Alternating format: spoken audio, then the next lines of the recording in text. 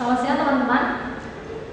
Saya Cecilia Adriana Permana. Saya biasa dipanggil Arita, atau kalau teman-teman di kelas biasa panggil saya Cecil. Saya mau perkenalan diri saya dulu. Yang pertama adalah dari nama.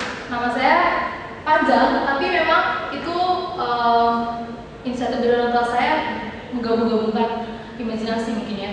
Karena Cecil itu adalah nama berarti saya, Arita adalah nama Karo yang berarti perundingan, di atasnya adalah nama orang tua saya, Anastasia dan Surya, dan Brahmana itu adalah nama marga Karo. Banyak orang bilang sih kayak orang Bali, tapi enggak, itu adalah marga Karo. Jadi kalau saya dari Karo, mama saya dari Jogja, saya lahir di Bogor, saya tinggal di Depok, tapi saya besar di Banyuwangi. Ya kurang lebih seperti itu penjelasan saya. Seperti yang sudah kita ketahui kan bahwa karakter diri itu terbentuk dari sebuah proses. Dan yang akan saya bahas di sini adalah bagaimana saya menemukan karakter diri saya dalam sebuah proses yang saya lalui ketika SMA, yaitu dalam sebuah perjalanan. Dan karena itu judul saya adalah pengenalan diri dalam perjalanan, The Other Side of Me. Sejak SMA saya memiliki hobi yaitu traveling. Traveling has been part of my life.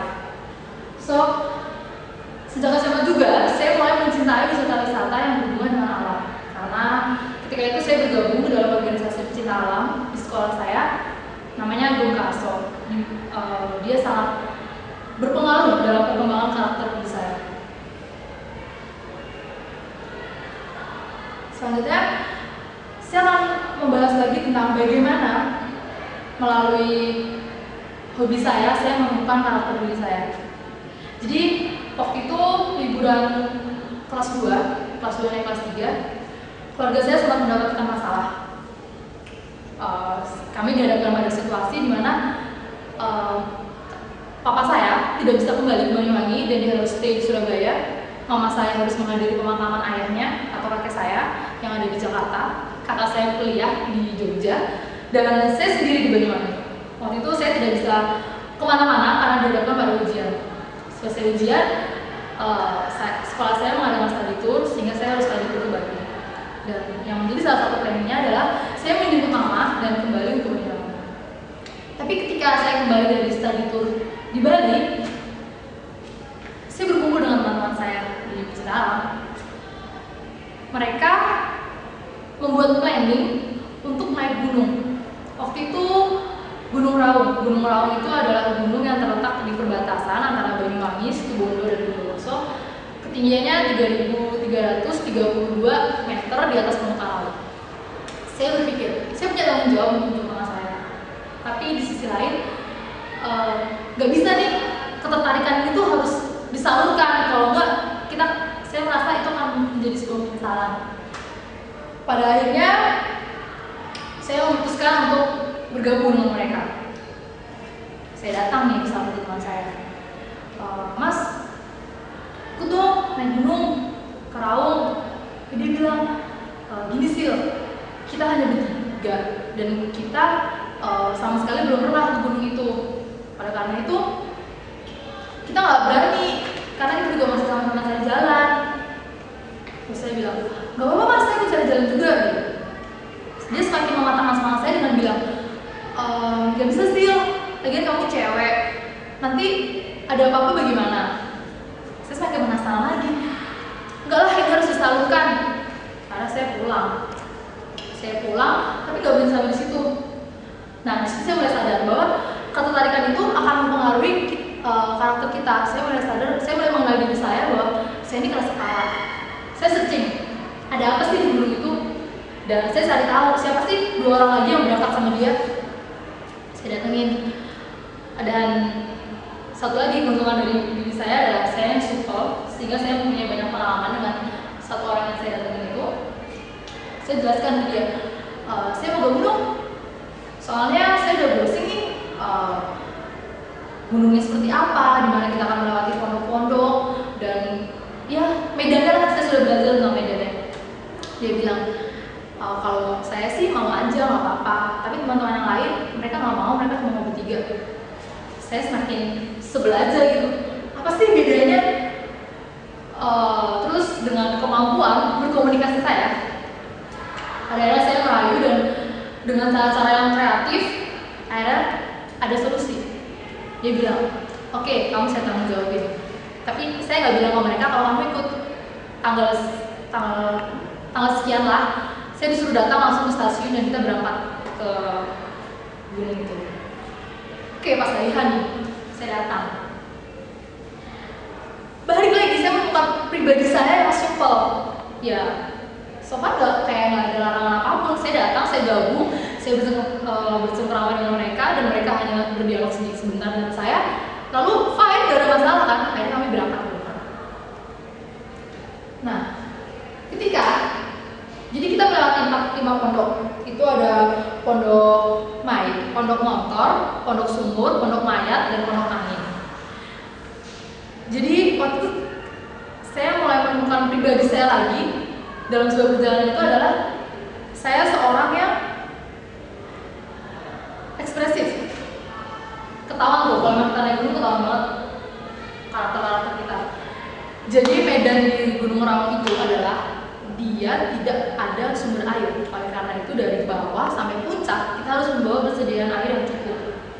2, tidak ada trek pasti. Jadi ada beberapa trek yang harus kita buat sendiri untuk sampai ke puncak berikutnya.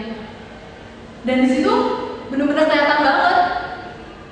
Yang pertama, waktu itu saya sedang berhalangan, saya nggak tahu kenapa waktu itu tiba-tiba saya nggak ngitung dan berhalangan. Persediaan air kan dikit, tapi tetap aja saya harus mencuci dong, nggak mungkin nggak. Saya gunakan air untuk mencuci. Ketika itu saya mulai sadar, wah egois banget sih kalau udah kayak gini. Gimana ceritanya persediaan air di atas nanti? Tapi ya udah, dan itu juga kita harus tahu. Gak mungkin dong kita ngomong, kok kaki ini gue nyuci itu, pak kita bisa dimarahin. Enggak, saya diam. Jadi saya sebenarnya pribadi yang bisa juga untuk bohong. Ya demi kebaikan bersama biar moodnya nggak berubah. Suatu saya baru sadar lagi ketika hari kedua persediaan air kita tuh udah habis. Oleh karena itu kita masak nasi dan masak mie itu setengah matang. Di situ saya mulai menemukan satu lagi yang bikin saya tuh nggak habis pikir bahwa saya tuh pribadi yang manja banget. Saya nggak mau makan, saya nggak bisa kalau makan setengah matang. Itu bikin saya enak. Jadi saya lebih pilih untuk nggak makan. Saya cuma makan mie dan snack-snack ringan. Dan itu sangat menyusahkan teman-teman saya. Karena ketika saya dari puncak, saya sakit. Setelah saya bilang, wah ini nih, kenapa kita harus benar-benar bisa tahu diri kita akan kemampuan kita. Jadi kita nggak nyusahin. Malam-malam waktu itu saya muntah-muntah. Karena emang nggak diisi perut, tapi aktivitas jalan terus kan. Terus dengan di situ saya mendapatkan persahabatan. Harus di mana ego mulai muncul, tapi mereka tetap perhatian sama saya. Mereka menunggu saya sampai sembuh, merawat saya dulu sampai saya benar-benar kembali ke posisi normal, tidak demam lagi. Baru sekitar subuh jam 3 saya berangkat. Hanya saya tidak diizinkan untuk berangkat. Dan hanya 2 orang yang akan berangkat, 1 orang teman saya di tenda. Tapi nggak bisa gitu.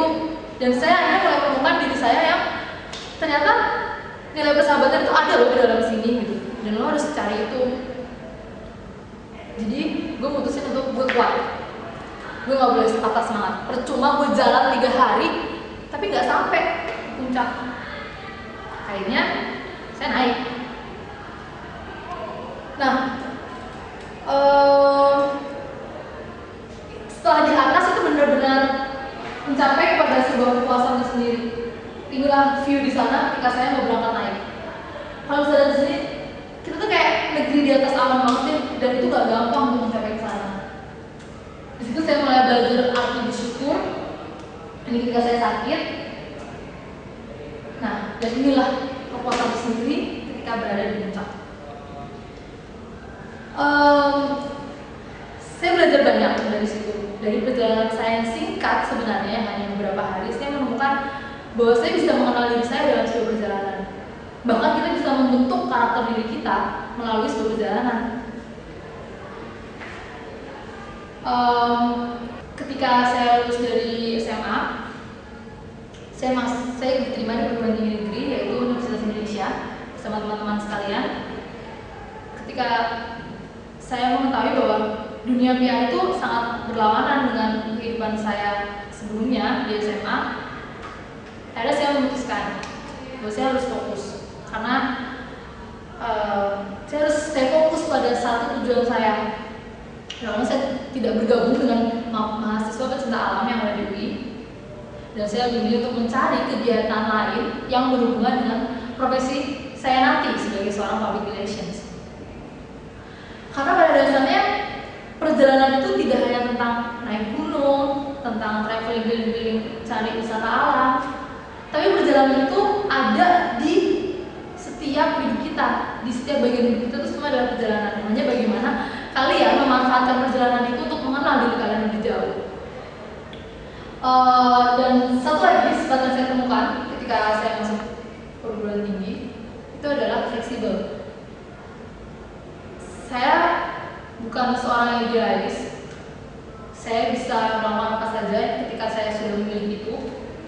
Dan yang sangat menjadi pertanyaan dari pengalaman saya ketika SMA adalah sekarang saya bergabung dengan dunia seni. Ya, inilah aktivitas saya sekarang selain kuliah. Saya bergabung dalam sebuah teater yang ada di perkumpulan pastoral mahasiswa Katolik Unit Selatan, dan di situ saya menemukan sebuah perjalanan baru. Dan saya memang belum banyak yang saya lalui bersama mereka, tapi saya menemukan perjalanan baru yang membentuk karakter diri saya. Dan bagi saya tidak ada bedanya, hanya bagaimana kita memaknai setiap perjalanan itu. Dan saya menemukan keluarga baru di sini yang mungkin latar belakang dan aktivitasnya berbeda dengan asal saya. Jadi teman-teman, yang saya tekankan di sini adalah kenali diri kalian, kenali karakter kalian, dan salah satunya cara kalian untuk mengenal itu adalah dengan melakukan sebuah perjalanan. Bukan hanya perjalanan berpindah-pindah ya, tapi perjalanan dalam setiap bagian hidup kalian. Maknanya itu, karena itulah yang akan menjadi motivasi kalian untuk bisa berkembang dan tumbuh menjadi lebih baik. Terakhir, it's a lesson from a journey. Jadi saya berharap teman-teman bisa kembali untuk membagikan kisah perjalanan kalian kepada teman-teman yang lain, sehingga kita bisa sama-sama belajar. Terima kasih, selamat siang.